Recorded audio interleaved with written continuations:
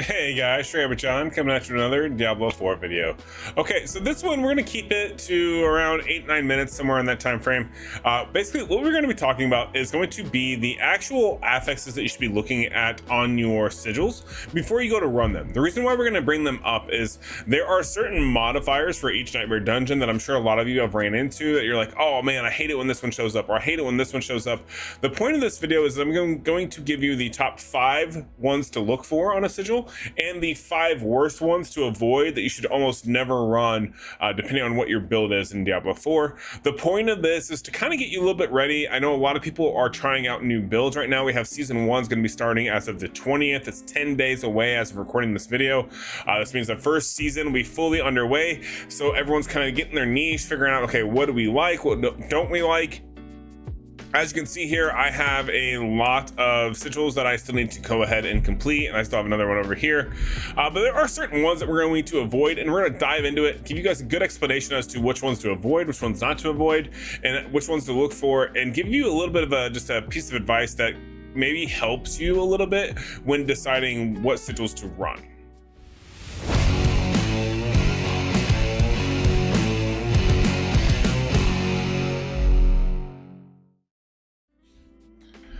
All right, so everybody is at this point in the game no stranger to running sigils in Diablo 4. If you are new to it, if you are a new player and this is a new concept for you, one, welcome in. Hopefully you enjoy the concept and the way this works.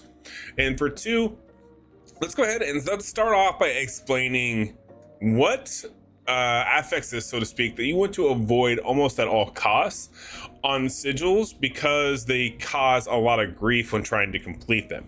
So let's go ahead and let's just start off by, I'm just going to go right into actually showing the full list of them here, and then I actually have another list going over here that on another screen that I have listed as my bad and my good, my 5 bad ones. The first one that we're going to kind of talk about here and break down for you guys a little bit is going to be this blood blister modifier. So if you guys see the one that I've highlighted on the screen here, blood blisters, the way that works is essentially sometimes when a monster dies, they spawn a blood blister. That blood blister will explode in a said radius that could then damage the player walking into it or you walking away. It has been my experience that this particular modifier will kill your teammates very quickly, because what happens is let's say you are a couple seconds behind the lead running a dungeon, because it's not one that has to require you to break off, so to speak. They kill it, then you just walk into a bunch of blood blisters and end up dying. Now, this is not end of the world, right?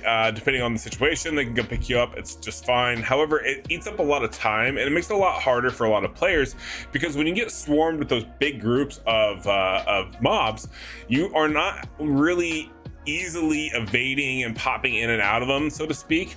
You're kind of stuck in there, you're held in there, right?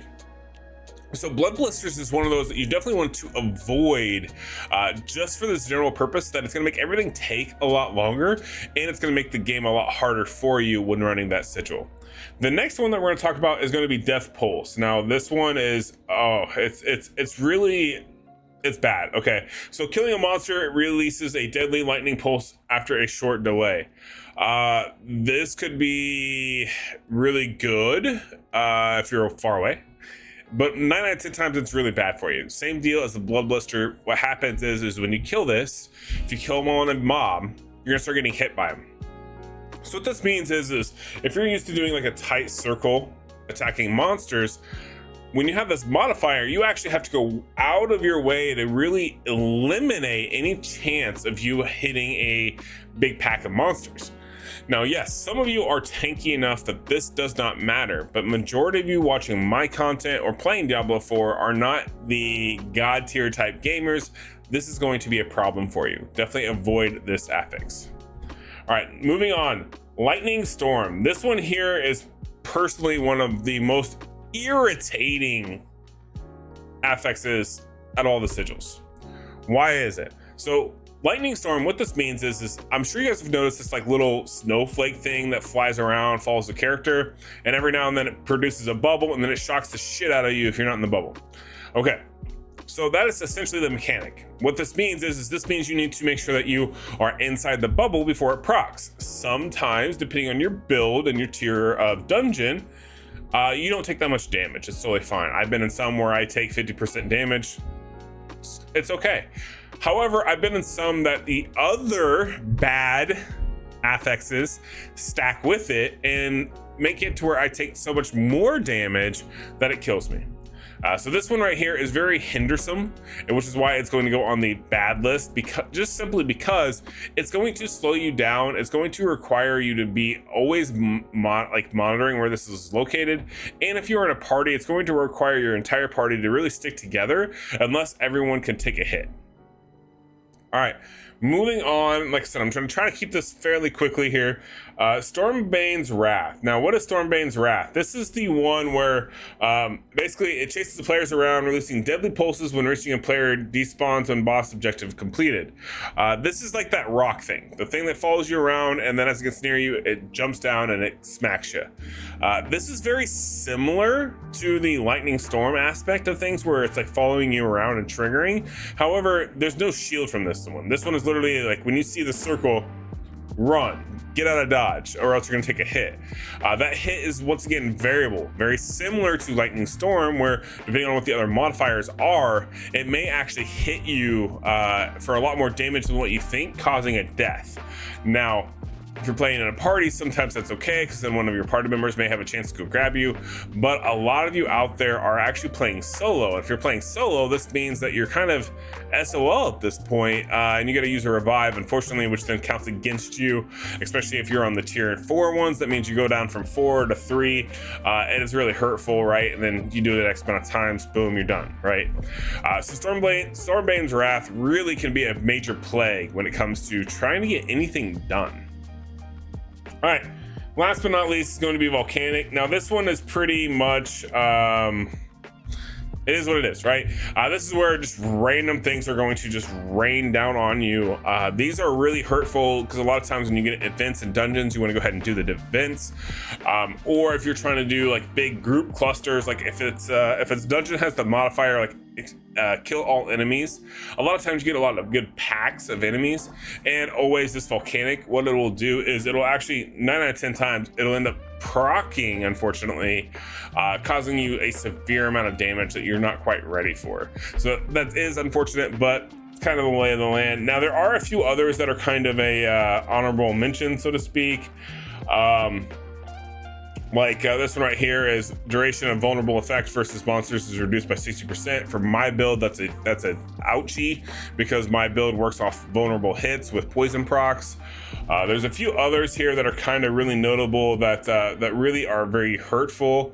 Right, like doing the cold damage. There's one that says cold damage. This is another notable one. Yeah, here we go. Elites always have the cold enchantment affix. This sucks because normally out of a dungeon, your elites actually are harder to kill than your bosses, as funny as that is.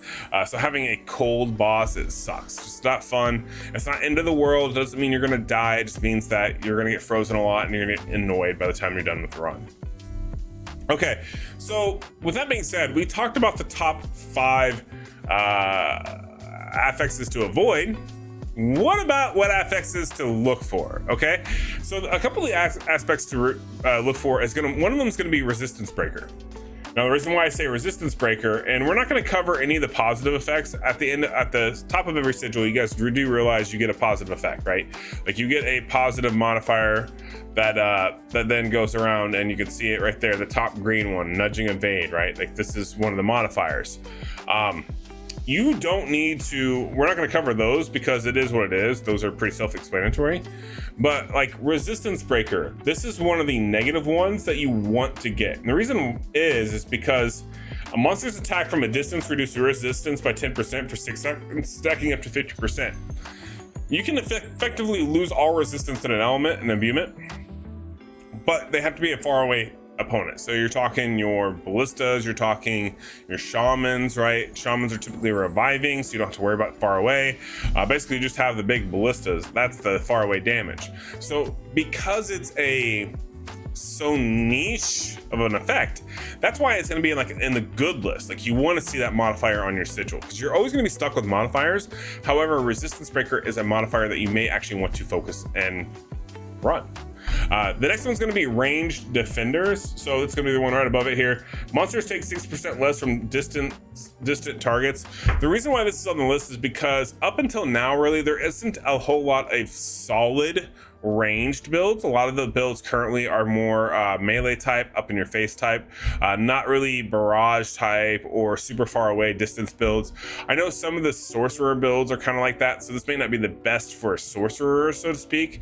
However, for the most part, for a lot of the player base out there, ranged defenders is going to be one of those modifiers that you want to go ahead and run the sigil on because it's very minimal as far as what it's going to affect your build. Next one's going to be monster burning.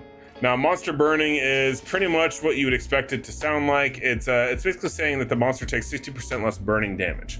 At this point, we all know that poison is kind of the key when it comes to damage. Shadow damage isn't terrible. Burning isn't something that a lot of people even utilize. So it's definitely worthwhile to get on your sigils because it doesn't affect you. Chances are it won't affect your build at all. And it's just meh, it's there. Who cares? Double bosses. Now this one is definitely, it should be probably on like the top of the list of you want to see about getting that one. The reason being is because when you're running a dungeon, what are you trying to achieve? Typically you're trying to achieve leveling a glyph or you're trying to farm XP. How to get more XP? Getting more elites, getting more bosses. Those types of things really add up in the major amounts of XP that you can get for your account to grow your character. Double bosses is definitely something I highly recommend everyone try to achieve on a sigil because it's just nice to have. All right. Last but not least is going to be Monster Shadow Resist. And the reason why we say that one is because there are very few builds out there that are really utilizing shadow damage. And with shadow damage, which is funny, it's actually only a 40% less damage taken modifier. But a lot of builds out there, there's only a couple that I know of myself that really utilize shadow damage. So this one is one of those, once again, similar to like monster burning. If you aren't using any burning skills or any shadow skills, guess what? This is a free real estate piece. You don't have to worry about it. Now, I do know a lot of you guys are kind of like, as I'm talking about this video, you're going, I don't know exactly what you're talking about. What I'm talking about is when you look at sigils, you should be able to see it right now on the right hand side of my screen. Yep, right over here. You can see where at the top you see it says this one is increased critical strike, and it's got a blood blister modifier. So that's a huge we don't want to run that one. Monster fire damage, monster physical resist, and potion breakers. Monster physical resist works as monsters take 30% less physical damage. I am a physical build for the most part. However, my poison imbuement is what does majority of my skills, which is not considered non-physical. So in this one, this is kind of a half a dozen one or the other. However, monster fire damage, it means that every damage I'm going to be taking a lot of fire damage. If my resistance isn't very good, it's going to hurt, right? And then if we come up here and you keep seeing like, okay, well, here we have, what is this one? This is a lightning damage is the good affix here, which is more lightning damage. That doesn't affect me. I'm poison build at all. Drifting Shade sucks. It's not a very fun one to utilize. If we move up above, you can see here that this has volcanic on it, which can be very irritating. It's killed me numerous times. But notice that what I'm looking for is when I go through and I look at these, I'm looking for very specifically, okay, what one is this one, and this one? Are any of these on the list? Oh, they are? Okay. Let's move on to the next one, because as you can see here, I have a crap ton. So what I should really be doing is I should go ahead and just slash them, right? I should go through and say, okay, you know what? This one right here, it sucks. This one right here, this one sucks. And what I can do is then I could go to my, where is it at? Yep, right over here. I can go to my occultist and I can go ahead and salvage them and get some dust back. Okay, I highly recommend you guys do that. And if you use this video as a guide a little bit, it'll definitely help you, and you can kind of even sacrifice certain sigils that maybe you know you're not going to run now, and it'll give you more dust so that way you can create higher sigils maybe, or alternate sigils that are make grinding a little bit better and easier for you. That's going to do it for this video. Hopefully you guys enjoyed this. I will probably do another video very similar to this very soon with my friend Veiled Shot, probably putting together a full tier list of these so that that way you guys can know in order what's good to bad to worse, and we'll go from there. So hope you enjoyed the video. Please like and subscribe. I see I'm getting a lot more views on YouTube. I appreciate you. However, almost nobody's actually subscribing. About 82% are unsubscribed on my channel.